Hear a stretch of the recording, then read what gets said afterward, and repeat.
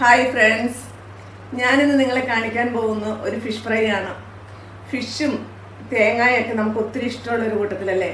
അപ്പോൾ അത് രണ്ടും കൂടെ ഒന്ന് കോമ്പിനേറ്റ് ചെയ്തിട്ട് ഒന്ന് ഫ്രൈ ചെയ്ത് നോക്കിയാലോ. ഇതൊരു വെറൈറ്റി ഫിഷ് ഫ്രൈ ആണ് കേട്ടോ. നിങ്ങളെല്ലാവരും ട്രൈ ചെയ്യണം. ഇത് ഞങ്ങളുടെ മലബാർ സൈഡിലേക്കുള്ളൊരു ഫിഷ് ഫ്രൈ ആണ്. അപ്പോൾ അതെങ്ങനെ ഉണ്ടാക്കേണ്ടതെന്ന് നമുക്ക് കാണാം.